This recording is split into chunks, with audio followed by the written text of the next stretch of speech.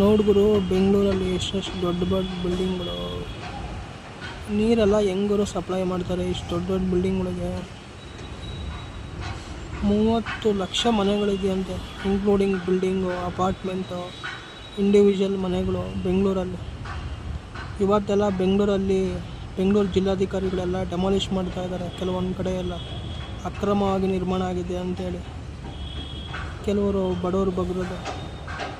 ರಾಜಕಾರಣಿಗಳು, ಸಿನಿಮಾ ನಟರುಗಳದ್ದು ಯಾಕೆ ಡೆಮಾಲಿಷ್ ಮಾಡಿಲ್ಲ?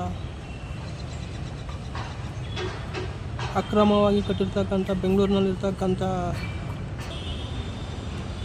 ಕಾಲುವೆಗಳ ಮೇಲೆ ಇರ್ತಕ್ಕಂಥ ಅಕ್ರಮವಾಗಿ ಕಟ್ಟಿರ್ತಕ್ಕಂಥ ರಾಜಕಾರಣಿಗಳ ಮನೆಗಳು, ಸಿನಿಮಾ ನಟರ ಮನೆಗಳನ್ನ ಪ್ರಭಾವ ಇದೆ ಅಂತ ಹೇಳ್ಬಿಟ್ಟು ಯಾಕೆ ನೀವು ಡೆಮಾಲಿಷ್ ಮಾಡ್ತಾಯಿಲ್ಲ? ಬಡವ್ರದ್ದು ಮಾತ್ರ ಯಾಕೆ ಮಾಡ್ತಾಯಿದ್ದೀರಾ? ಇವ್ರದ್ದು ಅಕ್ರಮ ಓಕೆ ಒಪ್ಕೊಳ್ಳೋಣ, ಅವ್ರದ್ದು ಅಕ್ರಮನೇ ತಾನೆ, ಯಾಕೆ ಡೆಮಾಲಿಷ್ ಮಾಡಿಲ್ಲ? ಈ ಪ್ರಶ್ನೆಗಳಿಗೆಲ್ಲ ಉತ್ತರ ಕೊಡಬೇಕು. ಕರ್ನಾಟಕದ ಜನ ಎಲ್ಲನೂ ಗಮನಿಸ್ತಾ ಇದ್ದಾರೆ.